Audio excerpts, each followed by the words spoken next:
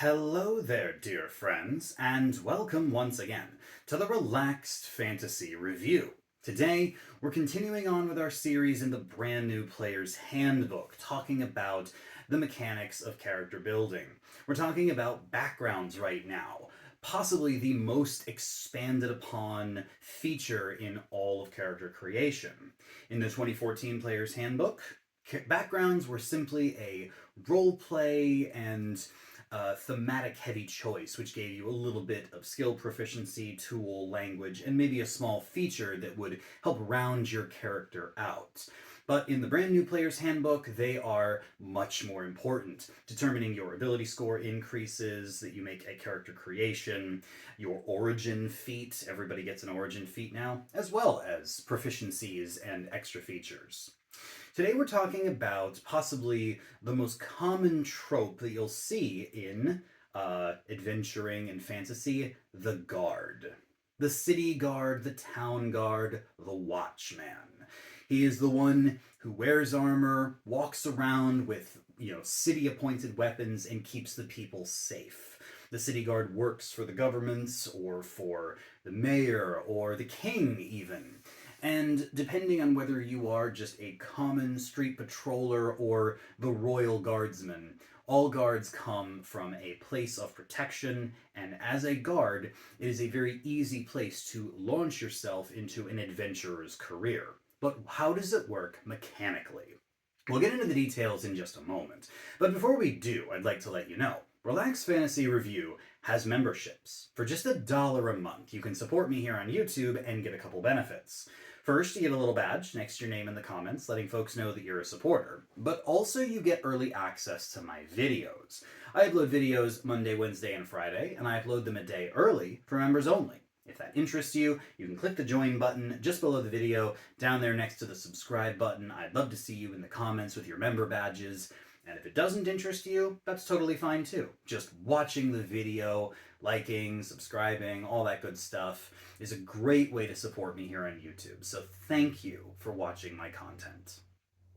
So all backgrounds give you a choice of 3 ability scores out of the 6 that you can choose to put your boosts in. You get a +2 to one and a +1 to another, or you can get a +1 to all 3 depending on what you're building. The guard gives you strength, intelligence, and wisdom. A very, very odd pairing. Why is it odd? Well, intelligence and wisdom are both mental stats that boost spell casting. That's primarily why you get them, because you're either a wizard who wants intelligence, a cleric that wants wisdom to power their magic. It's very rare that you'd want a character to have a high stat in both of these. Wisdom is a little more universally good. It powers perception and insight and some other skill checks, and it's one of the most common saving throws. Strength, on the other hand, is meant for barbarians and melee fighters and paladins and things like that. People that really care a lot about their physical prowess. This is an odd mix. The only thing I can really think of where this would make sense is if you were playing a cleric who wants their wisdom high but who also wants their strength high because they might be in melee, maybe a war domain cleric or something like that. But yeah, usually if you're a caster, strength isn't your main thing. You want your dex to be high and your con to be high. Strength is the least important of the physical stats for you. And if you're a melee-based fighter or barbarian, yeah, it doesn't hurt to have a good wisdom for saving throw purposes, but intelligence usually isn't that important. And it's your constitution that you want to be really, really strong so you can take more hits. I think this pairing is a mechanical dead end for 90% of characters, and really you're only going to get like 1 out of the 3 that you really want most of the time. So I give this 6 out of 10. Not a great start. However, you also get an origin feat, and I'm going to say that the alert feat, which you get from the guard background, is one of my favorites. Not only does it buff your initiative rolls equal to your proficiency bonus, but it also allows you to swap initiatives with someone else in combat. Since dexterity likely isn't a stat you're going to be buffing when you're a guard, having another party member who's very good with their initiative, high dex, and being able to switch with them if you're in a more advantageous position absolutely fantastic, and I give it 10 out of 10.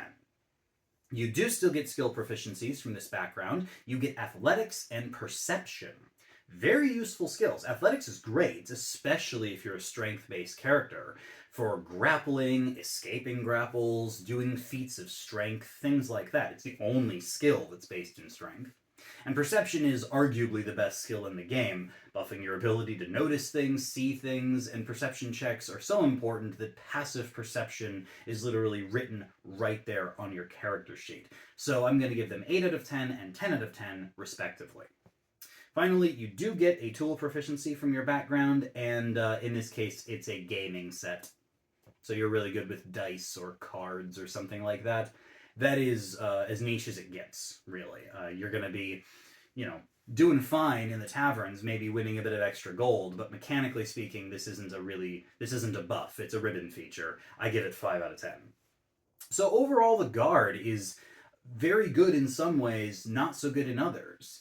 Obviously, if you're playing a cleric, this is a great one to pick up. Wisdom and strength, you can really ride those. And if you're playing a fighter, this also can work well for you. Just lean heavy into your strength. The feat and skills are good.